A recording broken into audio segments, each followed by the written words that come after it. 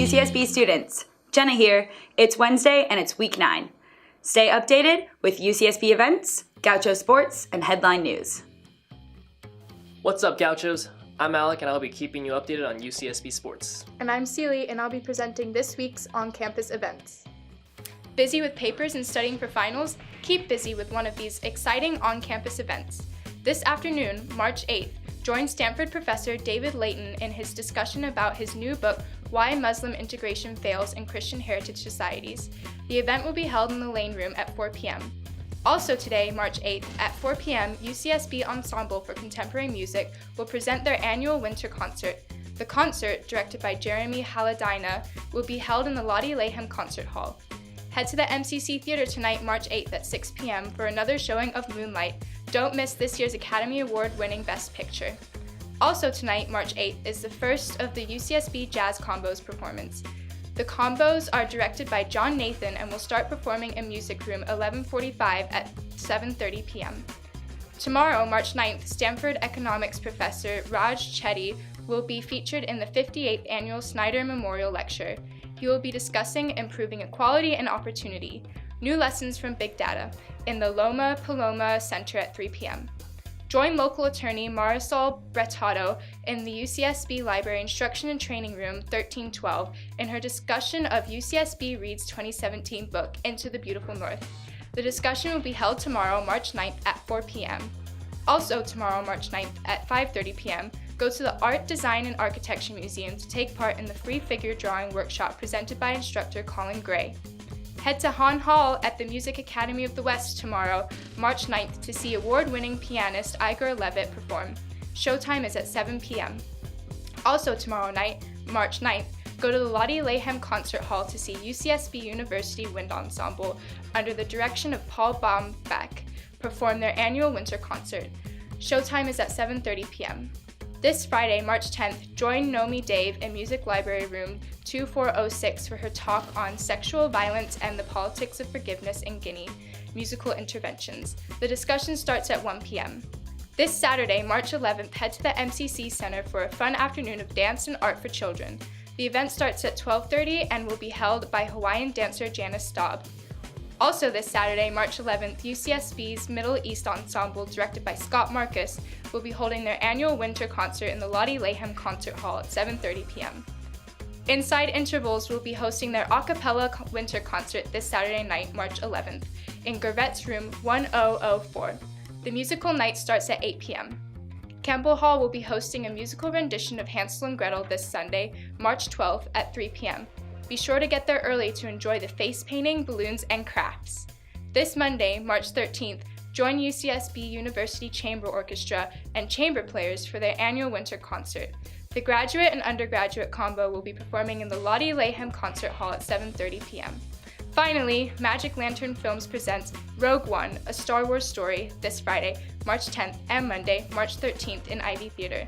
Both days have showtimes at 7 p.m. and 10 p.m. Want any more information on these events? Then head to the UCSB events page to find out more. It was a great week for our athletes as teams took home W's across the board. Men's basketball lost to Fullerton on Thursday, but came back on Saturday to record their first road win in the series finale match against Cal Poly, beating the Mustangs 57-44. Women's basketball won both their games last week, crushing UC Irvine on Thursday and Cal Poly on Sunday to clinch the number 4 seed in the Big West tournament. UCSB softball had a perfect weekend as they went undefeated at the St. George's Red Desert Classic in Utah, beating Iowa State, Utah Valley, Southern Utah, Nevada, and Nebraska Omaha. After 21 straight road games, UCSB prepares to open its home schedule next weekend in the Gaucho Classic, where they'll hopefully be met with more challenging competition. UCSB baseball had a tough weekend in Kentucky as our athletes were swept 3-0. The Gauchos look to bounce back this week in a 4-game set against BYU in Provo, Utah. Men's volleyball split games this weekend as our athletes dropped a 4-set decision against Penn State on Friday, but came back on Saturday to sweep Blaze McCree in 3 sets. Come support the Gauchos tonight in Robb Gym at 7 p.m. against CSU Northridge in a battle for an MPSF tournament spot, and against Lewis on Saturday in a non-conference match. Women's water polo killed it this weekend, beating Laverne and Panoma Pitzer on Saturday as senior Taylor Short managed to score a double hat-trick. The athletes returned home on Sunday to pick up another win over Cal State Bakersfield, improving to a 4-game win streak. The Gauchos prepare to face Sonoma State this Thursday before playing UC Davis in its Big West opener on Saturday. After an unfortunate set of games last week, women's tennis came back this weekend against New Mexico on Sunday to take the series 4-0. The teams had a packed week ahead as they look to face San Diego State on Thursday, Denver on Friday, and Pepperdine on Sunday. Men's tennis had an eventful weekend against LMU and Oregon in a series of intense matches. The Gauchos outclassed LMU in every position, taking the 7-0 series win. Despite their impressive performance on Saturday, our athletes fell short against Oregon on Sunday as the Gauchos lost an extremely close 4-3 series.